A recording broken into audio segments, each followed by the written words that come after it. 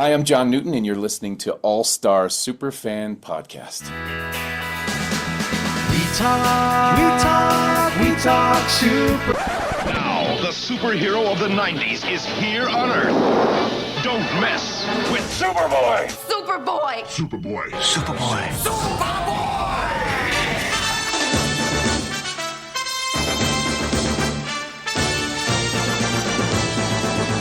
Hello and welcome to the All-Star Superfan Podcast, the podcast that obsesses over forgotten corners of the 80-year multimedia legacy of the man, the girl, the dog, and indeed the boy of steel. And this week we are once again casting our minds back to the late 80s and the early 90s as the last son of Krypton soared high above the skies, not of Smallville, nor of Metropolis, but of sunny Seagullville and later Capital City in Orlando, Florida. We are here to discuss the forgotten Superboy series once again, but this time we are joined by author and historian Mark Edlitz, who has written a wonderful new book all about the history of the series and indeed the character. Mark, welcome to the show. Hey, thank you so much for having me. I'm really happy to be here. We're really happy to have you. I suppose we'd like to open it up as we do with all of our guests and ask, talk us through your kind of your Superman history, your relationship with Superman and indeed Superboy. Superman has always been my guy in the superhero world. I'm a big Batman fan as well and a comic book fan in general, but Superman was the first hero that I sort of bonded to. Of course, watched the Super Friends in the 1970s show, and I remember, and the George Reeves black and white and color. And I remember distinctly my aunt and uncle taking me to see Christopher Reeve as Superman in his films, and I obviously watched them all. So where does Superboy come into the equation then? Yeah, that is the thing of it. That is the question. Where does Superboy come into the equation? I've never really been a huge Superboy fan. There's something about Superboy that I didn't necessarily understand. On one level, his existence challenges some of the things that we hold to be true in the Superman myth. You know, if he grew up in Smallville and Clark grew up in Smallville, why didn't everyone know that they were the same?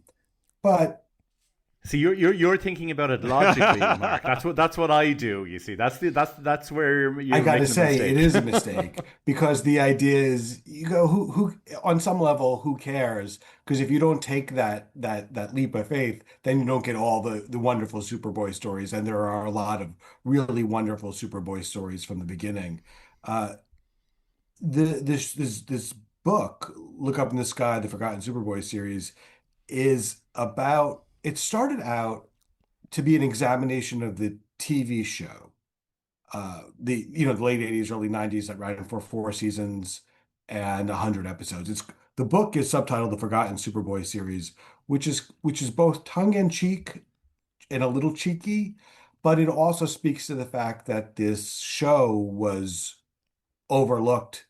And when it went off the air in the early 90s, it wasn't available on home video or streaming to 2006, and only the first season was released on a proper DVD, and that was it. Didn't get as much sales as people hoped because that wasn't the strongest season. And then it was a few years before episodes 2, 3, and 4 came out. And even that was on demand. It was a full 10 years or something, wasn't it? I don't remember off the top of my head. I should warn everyone when it comes to just speaking extemporaneously. I'm going to be a little bit funny on the dates, but not in the book. But my memory off the top of my head, it was like a few years later in America anyway, like 3 or so, 2009. We'll check afterwards. But that was only print on demand, which is to say it wasn't a proper DVD release. And the reason I'm sort of going into all this minutia is to say that because of the inaccessibility of the show, it really wasn't as well remembered as it should be. And the character of Superboy, is a niche property in the first place. But so the book started out as just an examination of the TV show, and then I said, well, where did this character come from? Superman, Superboy. You get how that happens. But it turned out that Jerry Siegel, Joe Shuster were the creators of Superman, and Jerry Siegel had an idea of Superboy almost immediately, and he pitched it to DC, and they said thanks but no thanks. He pitched it to them again couple years later. Uh, they didn't really respond. He went off to the war. Then they took his idea and turned it into a comic book. Surely not. Surely that's not something that DC would ever dream of sound doing. like That doesn't them. sound like them at all. So that's a big no-no. And so one of the things that this book traces, which I didn't know anything about until I started doing this research, is all this history of the character, even through the courts. And there was a legal ruling of whether Superman and Superboy were the same or distinct characters. And it was determined that they are distinct, even though we are meant to believe that Superboy grew up into Superman, and that's how it is in the TV show. Uh, Legally they are separate characters. But this TV show, which is interesting to me, and I'm jumping around a little bit, is a spin-off of the Christopher Reeve films. And we should talk about why that was unique to do a spin-off then, where we see that now with Marvel Yeah. and DC all the time. But in the late 80s, early 90s, it was much rare. But the last point I'll make before I take a deep breath and let you guys speak is that it's intended as a spin-off of sorts of the Christopher Reeve movies, that the character looks the same as Christopher Reeve, and the costume is the Christopher Reeve costume. But it also challenges. Doesn't It make doesn't any make any sense sense. because Superman in the movie doesn't become Superman until he's goes to the fortress and then is seen in Metropolis. All right, so that's I don't know if that answered any of your questions or just some of the future ones, but I've had it. You know, when we were talking about, I was talking to one of our friends about this book, and he saw that you mentioned that it was a prequel series, and he was like, "Wait, what? No, it's not." And then I was like, "Oh, don't worry, man. I've heard Elia say over the years that, oh, sure, it's a prequel. You know, if you want it to be a prequel, sure." One of my favorite things about the book, you mentioned the tongue-in-cheek title. I love how in the author's introduction, you talk about how everybody thought you were crazy for writing this book about a show that nobody remembers. You know, and I've heard that's something I can really relate to as someone with a Superboy rewatch podcast. It is a Superman show where when you bring it up, you know, as much as we have a certain degree of reverence for it, it's a very weird show and it is a forgotten show. So, you know, you kind of encounter that kind of bewilderment sometimes, don't you? Yeah, it's a very niche show. It's not well known. It turns out that I have a bad habit of taking popular genres and finding the most obscure things about it. Like in one of my books, The Lost Adventures of James Bond, I go into the unmade Timothy Dalton third and fourth films, but I also spend many pages writing about James Bond Jr., the cartoon series that ran for Oh my God, 65 yeah. episodes.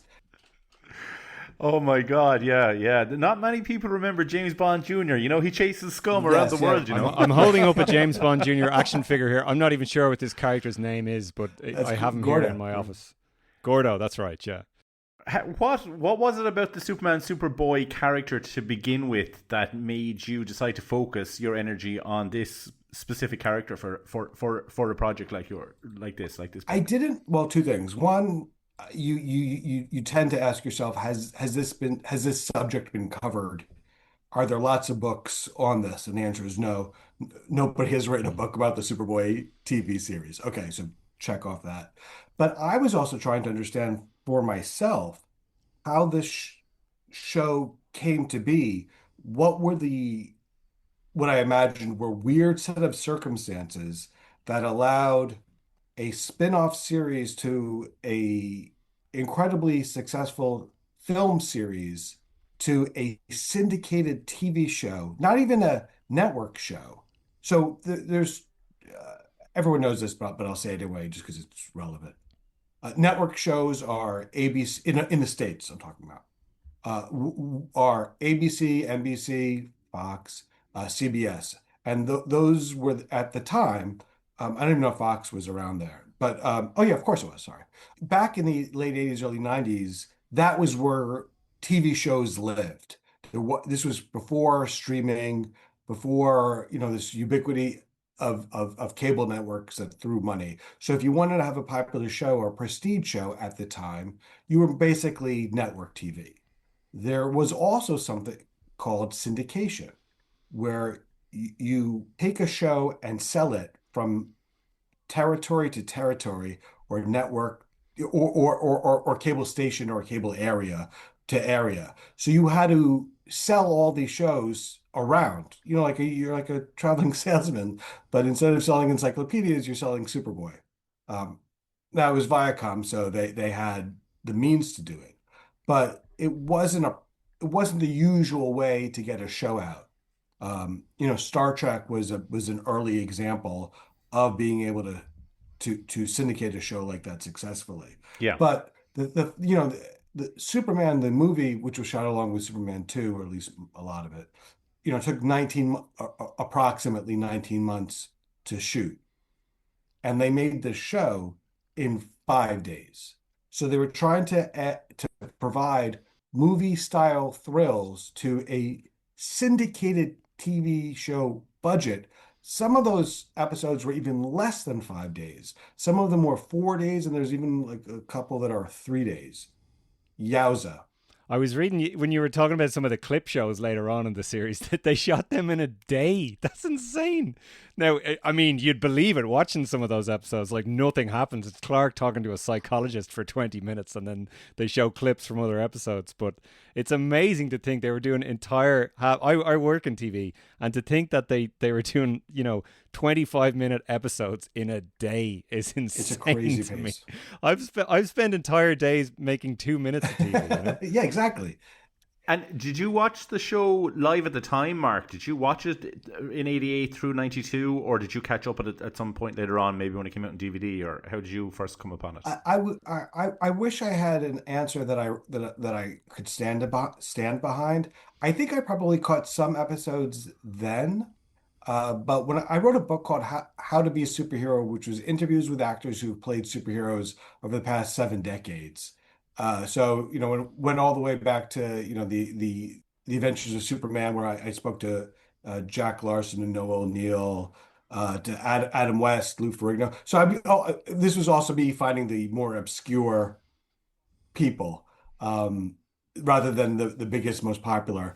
And so when I was researching that book, I did watch all the episodes. And then when I was researching this book, Look Up in the Sky, I rewatched them several times. So you mentioned interviews there, and that's really the meat of this book is these incredible interviews, not just with the actors, and they were fantastic as well. But you interview people like J.M. DeMatteis, a friend of ours from a previous episode. You interviewed a number of writers: Mark Jones, Carrie Bates, Elias Alkind himself, obviously, Rob Berman, the makeup artist for BIZARRO. I really liked and apologies, I've forgotten the woman's name who designed the costume.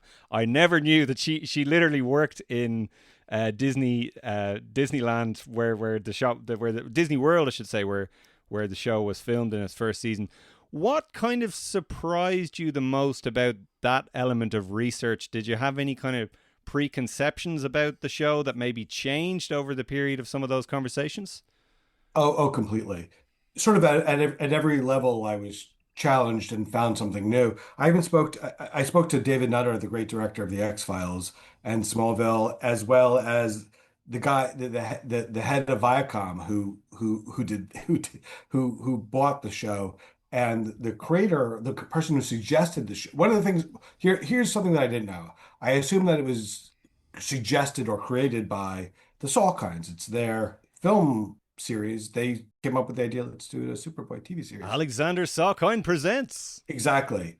But it's a gentleman by the name of Peter Marino, and it was his idea, and he brought it to the Salkind. So that was one, and I tracked him down. That took a bit of time, and I loved talking with him because it was his idea. And one of the things that the book should do is give credit where credit is due. And when I spoke to Ilya Salkind, he confirmed that it was also Marino. And it's important for these people who who come up with the idea, who do something like, as you're saying, the person who worked at Disney, to get a little light on their contribution to something. And then the other thing that I was surprised about is you want to say that this was a low budget show. The first season does look like a low budget show, but the later seasons, they pumped a lot of money, and they pumped more money into the later seasons on production values than they did on the early season. And when I would ask these creators, these writers, these producers, these directors, I would say some version of it, it was hard working on a low budget, blah, blah, blah. And they never really, they would push back. They always said we felt like we had the material to do what we needed to do. Of course, it was the 5 days is not a lot, but they didn't feel like they were working on a low budget show. And the budget was in keeping on a half-hour level with something like Star Trek, The Next Generation. So that was a half hour, it was an hour show and had twice the budget, but this was in keeping with that. I found that surprising as well. And actually, funnily enough, I've recently recorded an interview with Douglas Meyers, who played Bizarro. And I asked him a similar question, did it, because I had spoken to John Newton about the show, and he mentioned that, in the first season, it was very much like they were figuring out how to make a TV show. And, there was people on the team that were very, very green, and they didn't have a lot of experience working on productions like these.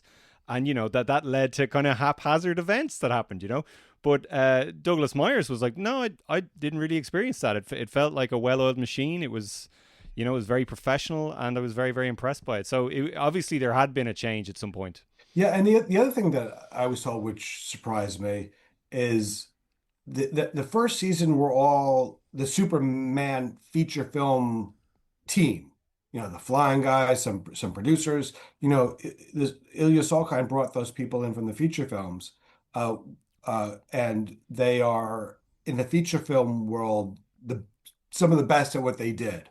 But there was also, according to reports, a learning adjustment period on, you don't have 19 months to tell this story. You have 5 days. You got to get it done quickly in 5 days. You got to do it well and in 5 days. And so that was interesting. And interviewing the cast, say, all these years later, how did the cast, say, as a majority, reflect on the show now, looking back decades later? Was there kind of a sense of pride in what they accomplished, or nostalgia, or even maybe a little bit of regret and maybe things they could have wished they had done differently, or anything like that? I like interviewing people this far. I mean, this was a lot of years after a show, but I prefer interviewing someone after something's done than when they're in the press for it, because you do need that space, that distance, and then you get more candid answers about what worked and what didn't work. One of the things that's interesting is I feel, my impression is that they really have a certain amount of pride in what they did, and they realize that some of it is not as polished as maybe it could have been, but to them it was important. And when I asked them about the legacy of the show, it wasn't necessarily exclusively about how the show has reverberated culturally all these years, which arguably it might not have. But the people who worked on the show have all gone on to do great things. And like David Nutter is a wonderful example. There was Julia Pistor.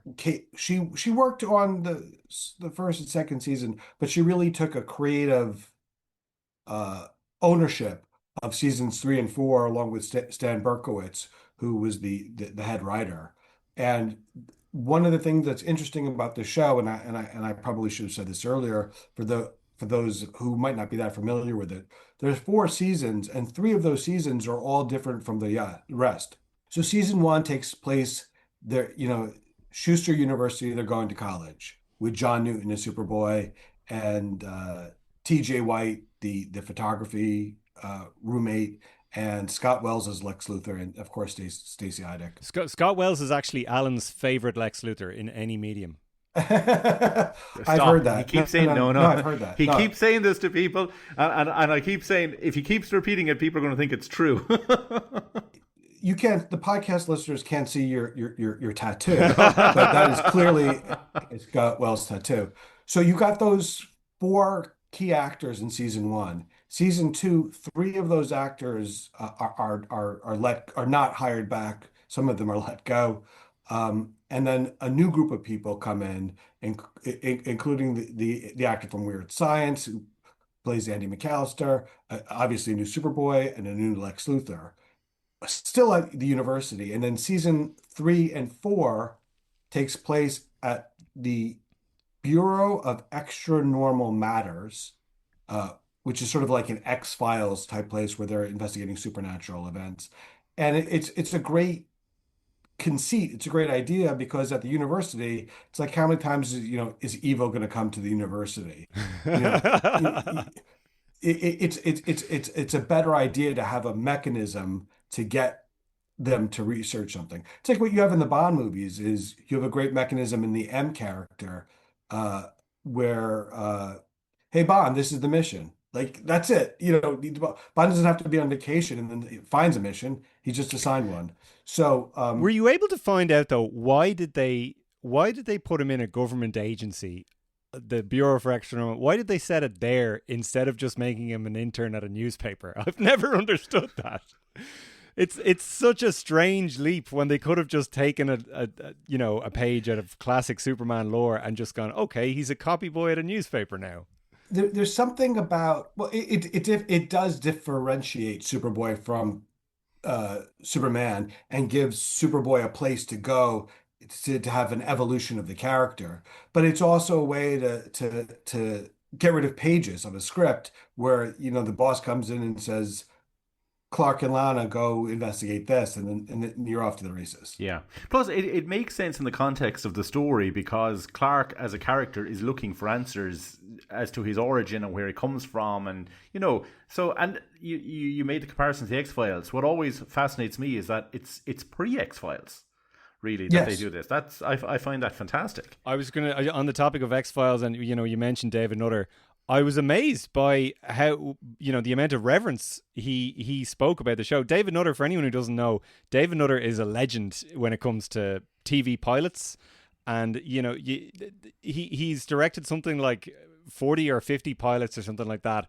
And some insane percentage of them have gone to series, more so than any other TV director. He directed the pilot for Smallville, obviously, The Flash, Arrow, Game of Thrones, which is like phenomenal, Supernatural, which had like 15 seasons, and he gets paid every time it gets renewed for another season. So he's one of the most successful TV directors in history. So the fact that you tracked this guy down and got him to talk about Superboy with as much fondness as he did was insane. I was so surprised he would talk to me about Superboy. But to his credit, he seemed to know all the episodes you were asking about. He absolutely did know all the episodes I was asking you about. He had a great memory. That's not always the case. A lot of times, when you interview someone, as you all know, is I do a tremendous amount of research before I interview somebody. It's never off the top of my head. It's never extemporaneously.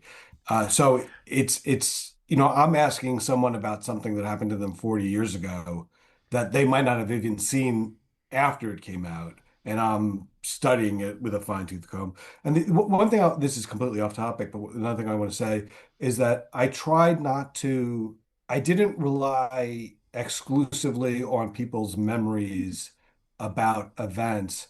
I would track down first person, like for actual evidence. So people would be like, oh, the ratings were good. And the ratings started off extraordinarily. It was 6.2, it went up to 6.7, but it did go down. I mean, for the record, and even though the quality of the show went up, the ratings did go down. Each season dropped a little bit more, and sometimes would spike back up, but it would go down to the fives and the fours, and then below that. And so it was important for me to find, uh, for lack of a better word, evidence and not just rely on people's, 40-year-old memory. or whatever the math is. That's so important because my introduction to this show was kind of the fan culture that surrounded. I'm a little bit young to have seen it when it did air on cable channels here and stuff like that I never had growing up. So I really discovered this on these kind of fan websites that cropped up in the early 2000s. And they all made that claim that, oh, it was this really high rated Nielsen show and it was a hit, and they were fools for cancelling it, and they planned all these TV movies and all these extra seasons and stuff. And reading your book, it's abundantly clear that there's a lot of hyperbole and embellished kind of information out there about this show. And I don't think it takes away from anything, but I did want to set the record straight. And there is a lot of lore out there about how it was cut off, before while it was still get going, and the ratings were, as you just said, the ratings were great and all that other stuff. And then when I speak to the people from Viacom, they were clear that they were happy with 100 episodes. 100 episodes was the benchmark at the time. These were expensive shows to produce. They knew that they weren't going to make their money back on the first run, and so their plan all along was to syndicate it after 100 episodes and strip it so that it would stripping it means that it would play 5 days a week. Like when you come home, I came home and I'd watch Batman at 4 o'clock or whatever. And so they would have done the same thing. You'd come home from school and watch Superboy at 4 o'clock. That never happened, but that's where the money is, and that was their goal. Why, looking back, Mark, do you think the show isn't better remembered? Is it just because it didn't make that syndication run like they had planned, or? It's a lot of things. I think primarily because it wasn't syndicated and therefore forgotten. It's also 4 seasons, 2 actors, 2 titles. Yeah. Yeah. You got two lead Superboys. Sometimes it's Superboy, sometimes it's the Adventures of Superboy. When I tell people about this book, they most people don't know what I'm talking about. So I think that's part of it. I also think that the tonally and content wise, it was not always in the same bullseye each time in terms of what audience they were going for, whether it was kids, and it was ostensibly kids. Like it is a kids show is what it is described as. But there's a lot of times very adult, what I consider adult things, intense, because Lana is attacked with like a blowtorch in one of the episodes. I mean, that's fairly intense. Darla Lex Luthor finds Darla, his sidekick, a Miss Tessmacher type, at a strip club. These are, and it's all, obviously you don't see anything. It's TV. If you're a kid, you probably don't get it. But I think Leif Garrett's in an episode where his character is trying to torture Lana and extract her screams. It's there's an edge to that. So there's lots of things like that which make it neither fish nor foul. And I think it was Stan Berkowitz who said that you've got two stools, one for adults and one for kids, and it sort of straddles neither and falls in the middle. I'm misquoting him. But that's the gist, is that it's a little bit neither fish nor fowl. And do you think maybe the success of Lois and Clark helped to kind of smother out that legacy a little bit more, that people just remembered that one more so than the Superboy show, which had finished immediately before Lois and Clark started? No, I think the availability of Lois and Clark helped it. Dean Cain and Terry Hatcher are wonderful in those parts, but you can't underestimate availability and accessibility to consumption. You just can't. Yeah. But also everyone who told me this is, Superboy is a niche character. If you go on Facebook and look for fan groups for Superboy, you're going to get, 5. And if you go to Facebook and get fan groups for Superman, you're going to find 100,000. It's interesting. One of the things I never knew was that the show was buried at times. Like it didn't always have a consistent time slot. I had always listened to people like Sam Rizzo on podcasts saying, "Oh well, I saw it every Saturday afternoon. It was on at 2 p.m. after Dracula the series or something like that." Whereas your book, you made the point that at least in L.A. there was times where it was airing at 3 o'clock in the morning and no one could see it. I should say a huge shout out to Sam for providing all these wonderful illustrations. Because the show is not widely available, it was super generous of Sam to include all these photos so that people know what the heck I was talking about. Some beautiful, beautiful photos in there. I was saying that to Rob before we started. Some of the images are stunning. Yeah, I agree. Just beautiful. But yeah, that was one of the things I found is that I didn't understand where it was being placed. And it was the Viacom interviews. I'm like, why?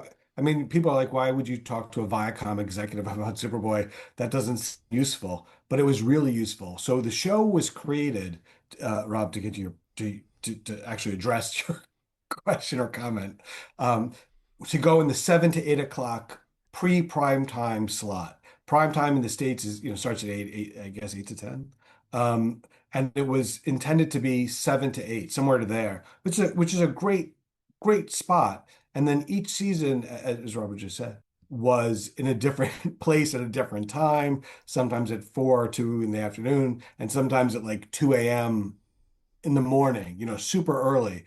And so there's a letter from someone to the LA Times, I think it was, where someone was like, was Superboy canceled?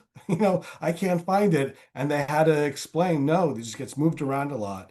Now it's a little bit chicken and the egg. When it gets moved to 2 a.m., that obviously hurts ratings. But at the same token, it gets moved to 2 a.m. because it's losing ratings. And you compare that to something like Lois and Clark a couple of years later. It's airing on ABC, like the one of the highest, most esteemed networks in the United States, and it's getting viewers in the tens of millions. Like it's not hard to see why one was remembered slightly better.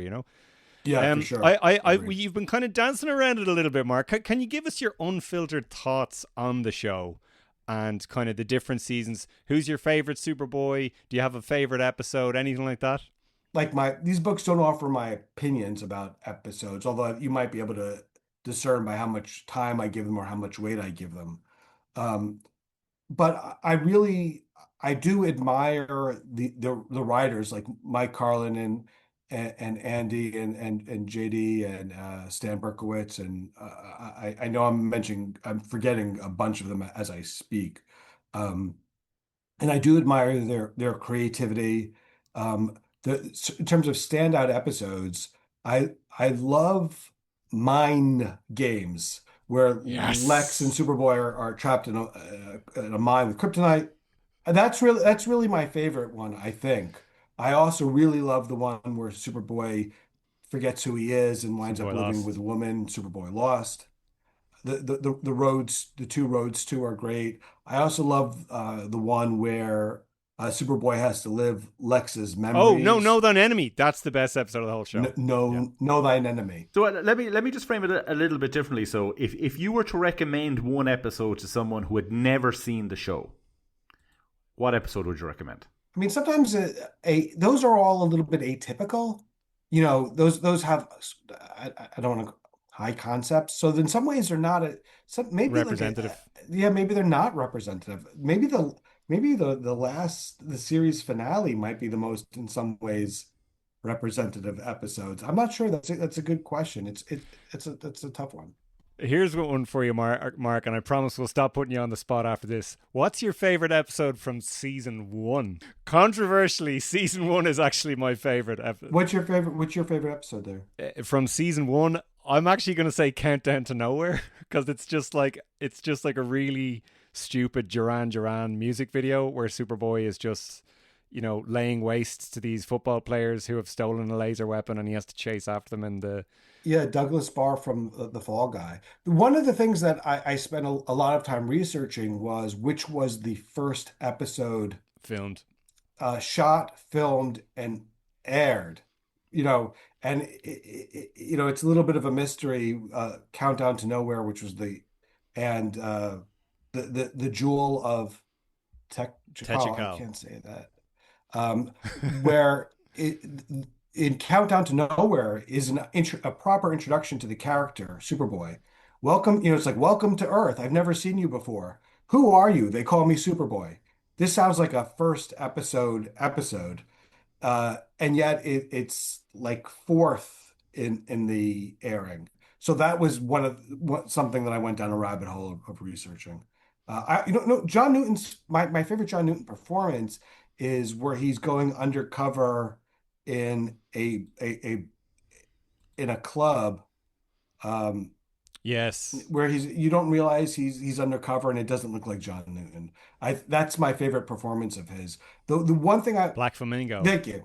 And the one thing I will say, one last thing I will say about performances is John Newton deliberately didn't try to evoke Christopher Reeve in any way. He deliberately avoided that, and that's a decision that's Ilya Salkind said that he didn't agree with. Whereas Gerard Christopher is much more in that traditional Christopher Reeve mode. You've mentioned it already that you interviewed some of the comic artists that this show brought in to write episodes. And so one thing I've always admired about Superboy, since Rob introduced me to the show, was the fact that they went to that well and brought in legendary comic book writers to write their stories. People like James DeMatteis, Mike Carlin, Andy Helfer, all these people. What was it like interviewing those guys as opposed to, say, the actors from the show? Did you approach that differently, or? I mean, if you're going to do a book like this, you do need to speak to the actors, the two Superboys and Stacy, who played Lana, who is so great on the show. She just elevates everything she's in, and everyone went out of their way to tell me what a wonderful on-set presence she was as a professional. But I wanted, and I'm super grateful that they spoke to me. And I didn't know that these actors, that I would speak to them. So there's no book really without two Superboys and Alana. They're really the They're the foundation of the whole thing. Yeah, absolutely. Thank you. They're the foundation. Yeah, thank you. The triumvirate. But for me, it's really the writers and the producers that I'm most fascinated about, as it relates to this particular book. Because what I was trying, the other book, How to Be a Superhero, which was interviews with actors playing superhero, the writers were not as important. It was all about the actors, and this is the inverse of this, which is the book asks and answers hopefully answers the question, how did this show happen? And you really need to get the writers and the producers to tell you that story. Well, the book is Look Up in the Sky, the Forgotten Superboy series. Am I correct in saying it's available now wherever books are sold? It's available right now. Ron, we're talking right now. Why haven't you bought it already? What are you doing listening to this? Mark, I've recently started a full rewatch project where I'm rewatching every single episode of the Superboy and talking about it on our special Patreon. And this book that you've written is going to be invaluable for the rest of that project, because you've so much information about the entire series, every single episode, these incredible interviews, and not just with the actors, but with everyone else that made this show what it is. And I congratulate you, and I urge everyone to go out and check out this book, Look Up in the Sky, the Forgotten Superboy series. Is there any final points you'd like to make about the book, or indeed any of your other books? Let me see. If you do get the book, or even if you don't, if you could give it a 5-star review on Amazon.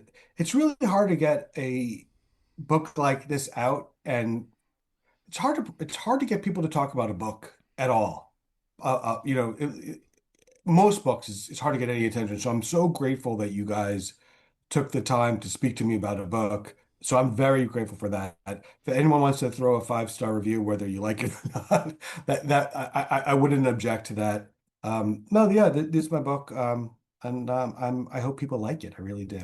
And for anyone, we do have a lot of James Bond fans who listen to our show as well. I would like to also just plug your other James Bond books are so much thank fun. you. I'm afraid I don't remember the names of each of them, but the one you... I'll do. I think I might. So I've written 4 James Bond books. The first one is called The Many Lives of James Bond, and that's interviews with writers, producers, actors of the movies, TV shows, radio dramas, comic books, interpreting how James Bond is, discussing how they interpret James Bond across different media. That also includes interviews with actors who play James Bond in different media, video games, radio, etc. That's called The Many Lives I of was James reaching Bond. over for my copy of 007 Nightfire there, but it's out of reach, I'm afraid. Oh, nice, nice, nice. The other book is called The Lost Adventures of James Bond, and that's about Timothy Dalton's unmade Bond movies and other weird, unmade, forgotten Bond stories. The third one is called James Bond After Fleming, and that is about the Bond continuation novels, which is to say all the novels about Bond that were written after Fleming's death. There's over 50 of them, and so that's sort of a guide and a roadmap on how to read that. And then the fourth and final James Bond book is called Keeping 007 Alive, and that's interviews with every single living James Bond continuation author. I am very partial to the James Bond continuation novel, so I was delighted when you wrote that. Yeah, me too. How are you feeling about the Amazon takeover of the James Bond empire? I am both shocked by it because I never thought that it's a family company. I never thought that it would Never leave seen them. it again. I am, yeah, exactly. But I am happy that we will get Bond big time. So Yes. that is encouraging. Well, Mark, listen, thank you very much for coming on. We would absolutely love to have you back on to talk more Superboy in the future. And please, if you would like to write any more Superman-related books, we would love to talk about them. Thank you. I'm really happy to be here. Thanks, guys. So, Alan, that was a great chat with Mark Edlitz there. What a nice guy. Just down to earth, really nice guy, great passion for the project and stuff. And you have been praising this book for the last few days. Yeah, I mean, I'm just delighted that it exists. I mean, at one point, I was saying to you off mic there, it's the kind of thing I was thinking that, like, if nobody else does a book like that, I might do it. So I'm kind of glad and disappointed that I don't have to do that now. I'm sure you can find something else very niche, Rob, that you'd be able to do a book about. Yeah, maybe a book on Nightman, the series. No, like, seriously, it's so in-depth. There's so much information in it about, like, so many different facets of the show, so many different episodes. It's even, and in fairness, we didn't really touch on this. Mark mentions at the top of the book, you don't actually even need to have seen the show in order to read the book, if that makes sense. Like, yeah, it's just a very interesting retrospective of this show, this like we said, this niche show that a lot of people don't even know exists. And hopefully, you know, if people do check out the book, they'll go about watching the show afterwards or watching it as they're reading it and stuff. I didn't get to ask him. I was going to ask him, you know, does he think that it deserves more recognition now? Should it get a streaming? I'm still keeping my fingers crossed that we might get like a Blu-ray version of Superboy. I don't know how likely or unlikely, or even if it's possible or not. I don't know. I don't know if it is possible, to be honest, because of the way the series was made and the shot and stuff like that on videotape back in the day. But like that's something they go into in the book as well, about the fact that it was briefly on the DC Universe streaming app, and then they were told to take it down when they made HBO Max. They were like, oh no, we're going to put all the superhero stuff on that. And then they didn't really, like, and then Warner Brothers changed hands again, and Mike Carlin, I think, makes the point that every time the organization changes hands, it's just like all this weird old stuff gets kind of thrown up in the air and no one knows what to do with it, you know? So yeah, I mean, I hope more people discover the show always, but in the meantime, you can always check out our Patreon with the Rewatch podcast. And, you know, you can find the show on Amazon. At least it is easy to go and watch the episodes now. You can buy the DVDs on demand, or you can buy them on Amazon digitally as well. They're not very expensive. So at least there's that. You know, when I first discovered this show, the only way of watching it was finding weird guys on the internet who'd sell you bootleg tapes, you know? And sometimes those guys were Gerard Christopher. Sometimes they were Gerard Christopher. Sometimes they were people that you were probably knocking on the door and arresting, Alan. So yeah. So, Alan, would you like to do a mailbag? Absolutely. We'll read some letters and see what some of the fans have had to say about recent episodes and maybe even upcoming episodes. So this letter is from Zach Koenig, All-Star Superfan Pod. Hello, I wanted to quickly tell you how much I enjoyed your first Superboy Rewatch podcast episode. Woo! Very timely for this episode, Zach. Thank you very much. I discovered your pod about a year ago and even have listened to some of the back catalogue episodes. Love I to was hear it. 5 years, yeah, absolutely. I was 5 years old when the third season of Superboy was airing, and my dad would record them for me on our newfangled VCR. As such, those Sorry, Alan, you're episodes. going to have to explain what that kind of contraption is for our younger listeners. Yeah, I forgot you're so young. It's a video cassette recorder, Rob. It had a thing called tapes. You put them in, and every now and again you'd have to rewind it with a pencil.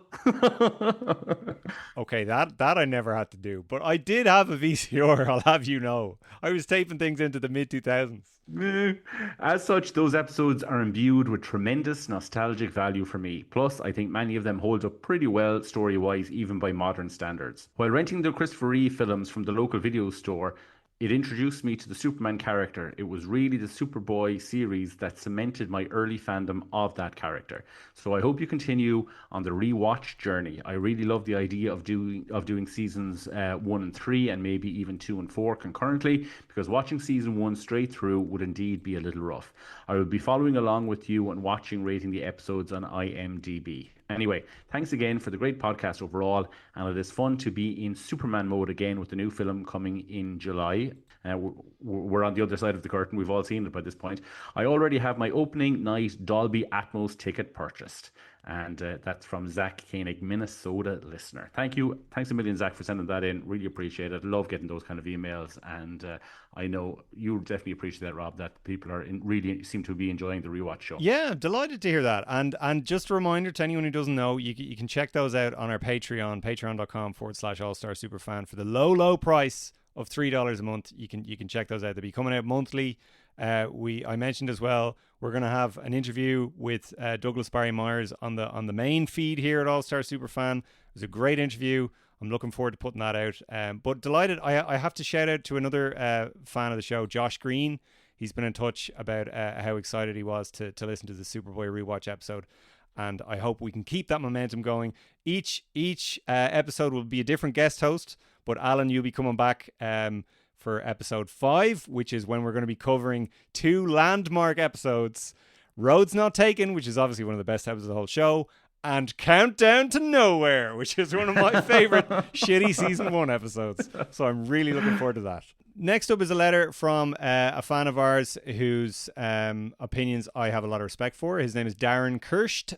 He is the author of the Snyderverse saga, the culture-shattering phenomena behind Zack Snyder's DC film universe. You can find that on Amazon. Hey, Rob and Alan. Hope you guys are doing well across the pond. I listened to your recent episode covering Superman Flyby and thoroughly enjoyed it. The great thing about being a fan of the character is that even though we may not always agree and sometimes have differing preferences in adaptations, you are both honest with your opinions while still being respectful and always entertaining. Thanks very much. I think Flyby would have been really intriguing to see. The more I think on it, the more I believe that James Marsden would have made an amazing Superman. I think I agree with that. Do you, Alan? Yeah, no, I do. Anthony Hopkins as Jor-El, count me in. And I'm sure Anthony Hopkins' accountant would agree with that as well, his bank account. Personally, I've always been fascinated with Superman Lives and loved the documentary by the late, great John Schnepp. In fact, I was one of the many Kickstarter supporters and my name is in the credits. Oh, that's cool. My signed DVD copy is one of my favorites in my entire collection, low res and all. I can't wait to hear your take on the Batman vs. Superman movie from the early 2000s. Maybe we should all pull a Ready Player One and walk into a movie theater from I Am Legend and watch it together. Keep up the excellent work and stay super up and away. Alan, did you know that? Do you get the reference? Yo, I do. Here? Yeah, no, I do. I remember I was excited as everybody else when I saw the poster in the background and I Am Legend. Yeah. And the reason for that is Akiva Goldsman wrote the movie version of I Am Legend, and they put that in there as a reference to the Batman versus Superman. He was definitely one of the writers that did a pass on that script at one stage as well. And they even used the Schumacher Batman logo, which is kind of cool because those are the movies that Akiva Goldsman worked on. So yeah, I'm really excited to do that episode next year. And really appreciate that feedback from Darren. And check out his book if you haven't already, The Snyderverse Saga, the culture-shattering phenomena behind Zack Snyder's DC film universe. Excellent. So, friend of the podcast, Nathan McKenzie. Now, Rob, I have to say, this is one of the nicest letters we've gotten in a long time. I appeared on Nathan's Superman, the animated podcast a few years ago to talk about Superman Doomsday. He's such a nice guy, and he sent us in this really heartfelt email, and I want to read it out here. I hope he doesn't mind. To Rob and Alan, I have been on my own podcast hiatus for quite some time now, and haven't released an episode for my own podcast, Superman, the animated podcast, for nearly a year. And I must admit, I do miss it, and with that, even stopped listening to all podcasts. I'm feeling a bit lost with work-life balance, amongst other things. Like we've all been in that situation. Don't we all know? But you guys brought me back, and I just wanted to say from the bottom of my heart, thank you. Both your passion and love for my and a lot of people's favorite superhero is inspiring, and listening to you both amongst your great guests lifts my spirits when I am having not the best of days. And this gets me going again and remembering what's important in life, and know there's always light at the end of the tunnel. Like it's just great. I remember, and I've spoken about this before. I spoke about, I think on this show, definitely on Matt's show, about how when Stacey and I were going through IVF to have our daughter back circa 2016, 17, 18, I'd often listen to Matt's show when Matt and Ryan would do Lois and Clark, the new podcast of Superman, just for a spirit lift, just to kind of release that pressure and feel like you're among friends. I'm so happy that we can do that for someone like Nathan as well. What got me back to listening to not only your podcast, but other of my favorite podcasts was your episode with Jared Christopher. This was just after I finished watching the complete Superboy TV series, and I must say this was perfect timing. This was a great interview, and thanks to this, I'm catching up on all of your podcasts. Just finished your Hook episode. Loved that movie as a kid, and love both your memories of that movie. He's the one listener that listened to that episode. He's the guy. We were wondering who that was who listened to the Hook episode. It's Nathan. That I've missed, and I'm having a lot of fun doing so. I am just so grateful to have your platform among so many great others to look forward to almost each and every day, and I never want to take that for granted again. I am looking forward to Superman coming out next week here in Australia. Obviously, we're recording this before the film comes out. I have already let my beautiful partner know that I may not be reachable for a while over that time as I go and watch that movie on more than one occasion. Wise. She will be with me for the first viewing, which I am grateful for. Again, thank you both again. You both have inspired me to go back to reinvent my own podcast, and hopefully soon we'll be releasing some new episodes, and I couldn't have done it without you both. I have to say that really hit me in the feels. Like, I really appreciated that message, and it's so nice, like I said there a few minutes ago, to just know that we're sitting down, we're talking shit about Superman, and we're reviewing things, and we're talking about radio serials, and we're talking to guests and everything. But it's just lovely to know that people out there are using it, that it's helping people to get through their daily lives and their weekly struggles and everything else. Because there's plenty. I could name a few podcasts that have done that for me, and I'm sure you're the same, Rob. Absolutely. And just while we're on the self-congratulation trail, I want there was a comment made by Daniel Mardle in the Inside the All-Star Superfan podcast group that I really wanted to just take the time and read, because it was absolutely lovely. Daniel is an old fan of the show. He wrote us a beautiful letter a couple of years ago after we did our Lois and Clark anniversary episode. And he's a great contributor in the Facebook group as well, which I encourage anyone listening, check out the Facebook group. It's so much fun. There's a bunch of really, really nice people in there, and it's all really, really positive. It never gets nasty there, so it's really lovely. So he writes, when I discovered this podcast a couple of years ago, I think I was going on a bit of a Superman binge. I was also a new father, and for the first time in my life, I was seeing the character through the eyes of a parent, and really wanted my child or children to grow up to be the best kind of person. It's why it gets my gall sometimes when people say they don't get Superman, or he just isn't that believable a character.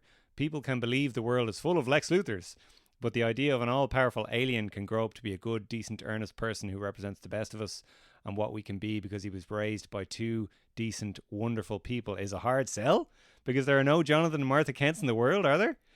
And while I'm on the matter, listening to this podcast, and Why Not, and Lois and Clark, the new podcasts of Superman, really lifted me up when I was up all hours of the night feeding my daughter every night, and also at the time in the shittiest job I've ever had, where I was treated horribly. So thank you all. Alan Burke, Rob O'Connor, Matt Truex, and Stuart Mulrain. I just thought that was a lovely comment. I hope he doesn't mind me reading that. Lovely, yeah. And do you want to take us out, Alan? Absolutely. Everybody, remember, you can get in contact with us on Facebook and Instagram at All Star Superfan, on Twitter at All Star Superpod. Our email and voice note address is at allstarsuperpod@gmail.com. We're on SpeakPipe. There's the Inside All-Star Superfan Facebook group where we have lots of lively discussions about all the things that we speak about here in the podcast and more. We're also on Patreon. Rob, do you want to talk to us about the Patreon? Patreon.com/allstarsuperfan. For the low price of $3, you will have access to the Superboy Rewatch podcast and a couple of other surprises as well. Rob will send nudes. Yes, absolutely. Guaranteed. Everybody, stay safe, stay super, and take care out there. Bye-bye.